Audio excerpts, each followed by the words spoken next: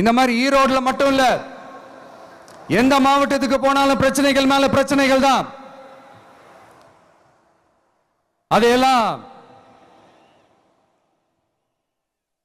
அதையெல்லாம் தீக்கிறதுக்கு ஒரு சொல்யூஷன் கூட சொல்லாம இதுல வேற பெருமையா மாடல் அரசு மாடல் அரசுங்கிறது. இல்ல நான் கேட்கிறேன், கூச்சமா இல்ல?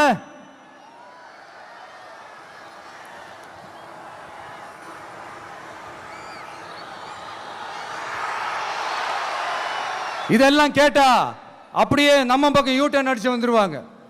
விஜய் என்ன அரசியல பேச மாட்டேன்றாரு, விஜய் என்ன சினிமா டயலாக் மாதிரி பேசுறாரு, விஜய் என்ன பஞ்ச் டயலாக் பேசுறாரு, விஜய் என்ன 10 நிமிஷம் தான் பேசுறாரு, 9 நிமிஷம் தான் பேசுறாரு. நான் எத்தனை நிமிஷம் பேசினா உங்களுக்கு என்ன சார்? நான் எப்படி பேசினா உங்களுக்கு என்ன சார்? உள்ள விஷயம் என்னன்னு பாருங்க சார். ஒவ்வொரு மாவட்டத்துக்கும் போய் மக்கள் ஃபேஸ் பண்ற பிரச்சனைகளை எடுத்து பேசிட்டு இருக்கிறேன். பின்ன அது அரசியல் இல்லாம வேற எதுதான் அரசியல்? உங்களை மாதிரி தனிப்பட்ட முறையில் தரக்குறைவா அசிங்கமா பேசுறதுதான் அரசியல்னா அந்த அரசியல் நமக்கு வராது. வராதுன்னா நல்லாவே வரும். உங்களை விட எனக்கு அது நல்லாவே வரும். வேணான்னு விட்டு வச்சிருக்கிறோம். அப்புறம் உங்களுக்கு நமக்கு என்ன வித்தியாசம்?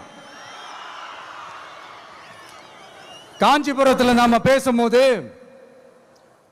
இந்த மாதிரி உங்களால் அமைக்கப்பட போற ஆட்சியில நம்ம ஆட்சிக்கு வந்த உடனே என்னெல்லாம் செய்ய போறோம்ன்றது சிலது சொன்னோம். அதையெல்லாம் தப்பா புரிஞ்சுக்கிட்டு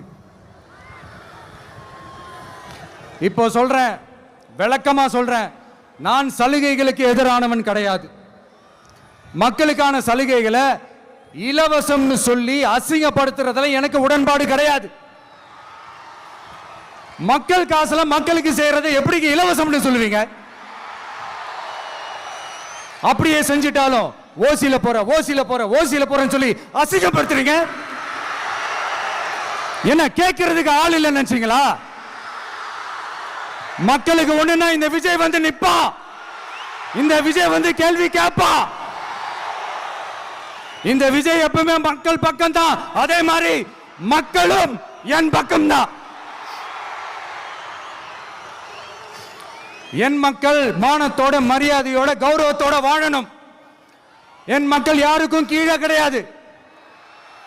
அப்படி அவங்க கௌரவத்தோட வாழணும்னா அவங்களுக்கான வாழ்க்கை தரம் உயரணும். வாழ்க்கை தரம் உயரணும்னா அவங்களோட வாழ்வாதாரம் உயரணும். வாழ்வாதாரம் உயர்ந்தாதான் பொருளாதாரம் உயரும். பொருளாதாரம் உயர்ந்தாதான் வசதி வாய்ப்புகள் உயரும். இதெல்லாம் உயர்ந்தாலே ஆட்டோமேட்டிக்கா அவங்களோட வாழ்க்கை தரம், அவங்களுக்கான மரியாதை, அவங்களுக்கான கௌரவம் எல்லாமே உயரும். இதுக்கான வழிகள், அந்த சூழல்களை அந்த கவர்மெண்ட் அமைச்சு கொடுக்கணும். இதுக்கான அந்த திட்டங்களை செயல்படுத்தணும். இதெல்லாம் செஞ்சாதான் அந்த அரசாங்கம் ஒரு நல்ல அரசாங்கம். இதைத்தான் சொன்னோம்.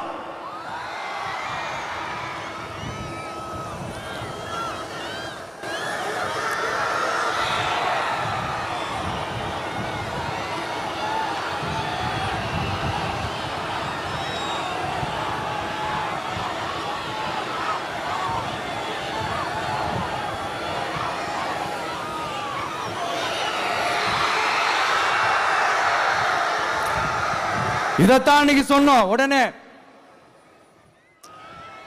சொன்னா மட்டும் போதுமா? எப்படி செயல்படுத்துவீங்க? நாங்க என்ன வாயிலேயே வடை சுடுறதுக்கு டிஎம்கேவா? டிவிகேடா?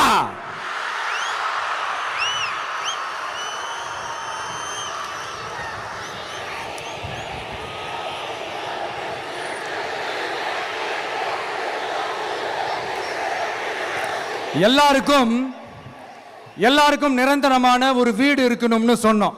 உடனே எங்க ஆட்சியிலே நாங்க எல்லாரும் வீடு கட்டி கொடுத்துட்டோமே அப்படிங்கிறது இல்ல. நான் கேட்கிறேன், இங்க உங்களை தான் கேட்கிறேன், இங்க வாடகைக்கு இருக்கிறவங்களே இங்க யாரும் இல்லையா? எல்லாருக்கும் சொந்தமா வீடு கட்டி கொடுத்துட்டாங்களா? அடுத்து வீட்டில் இருக்கிற ஒவ்வொருத்தரும் மினிமம் டிகிரி படிச்சிருக்கணும் அப்படின்னு சொன்னோம்.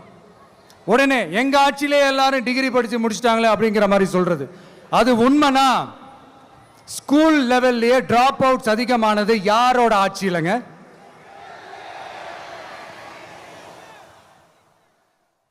பசங்க பிள்ளைங்க யாரும் ஸ்கூல்ல சேரலன்னு சொல்லிட்டு எனக்கு தெரிஞ்சு 207 கவர்மெண்ட் ஸ்கூல்ஸ் மூடினது யாரோட ஆட்சியிலங்க? இதுல கல்வியில் சிறந்த தமிழ்நாடுன்னு டிராமா வேற. அடுத்து குடும்பத்தில் ஒருத்தருக்கு நிரந்தரமான வருமானம் வரணும், வேலை வாய்ப்பு கிடைக்கணும் அப்படின்னா நாங்க கொடுக்காத வருமானமா, நாங்க கொடுக்காத வேலையா அப்படிங்கிறது. எத்தனையோ லட்சம் காலி பணியிடங்கள் நிரப்புவோம்னு வாக்குறுதி கொடுத்துட்டு ஆட்சிக்கு வந்தீங்கல்ல, எத்தனை லட்சம் காலி பணியிடங்களை நிரப்புனீங்க? அட்லீஸ்ட் 1 லட்சம் காலி பணியிடங்களாவது நிரப்புனீங்களா? இதெல்லாம் சொல்லிட்டு மக்களை ஏமாத்துறது யாரோட ஆட்சியிலங்க? அடுத்து ரொம்ப முக்கியமா, பெண்களுக்கு பாதுகாப்பு இல்ல, சட்டம் ஒழுங்கு சரியா இல்லைன்னு சொன்னா தமிழ்நாட்டில் பெண்கள் பாதுகாப்பு தான் அதிகமா இருக்குதான். நீங்க சொல்லுங்க மக்களே, பெண்கள் பாதுகாப்பு இருக்கு? சட்டம் ஒழுங்கு சரியா இருக்கு? அவங்க சொல்றது உண்மையா? அவங்க சொல்றதை நீங்க ஏத்துக்கிறீங்களா? சத்தமா கேக்குதா சார்? இதுதான் ரியாலிட்டி, இதுதான் நிஜம். நம்மளுடைய ஆட்சியில சட்டம் ஒழுங்குல சமரசமே இருக்காது. அதனாலதான் இவ்வளவு ஸ்ட்ராங்கா சொல்றோம், தைரியமா இருங்க மக்களே. இந்த மாதிரி விஷயங்கள்லாம் நம்ம மக்கள் கிட்ட எடுத்து சொன்னா உடனே இந்த இது எடுத்துட்டு வந்துருவாங்க.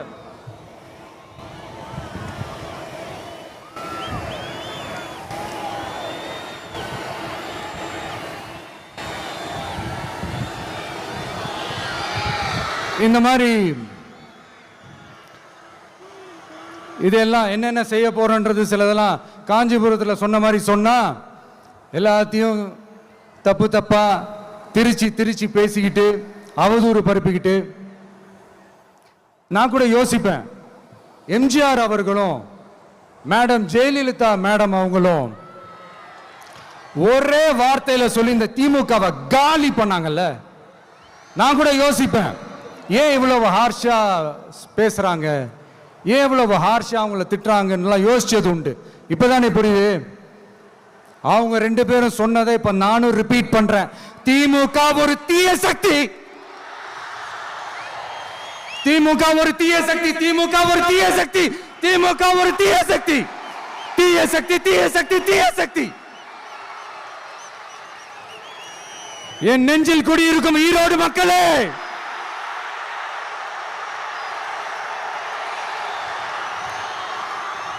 டிவிகே ஒரு தூய சக்தி. எப்படி? டிவிகே ஒரு தூய சக்தி. தூய சக்தி டிவிகேவுக்கும் தீய சக்தி டிஎம்கேவுக்கும் தான் போட்டியே.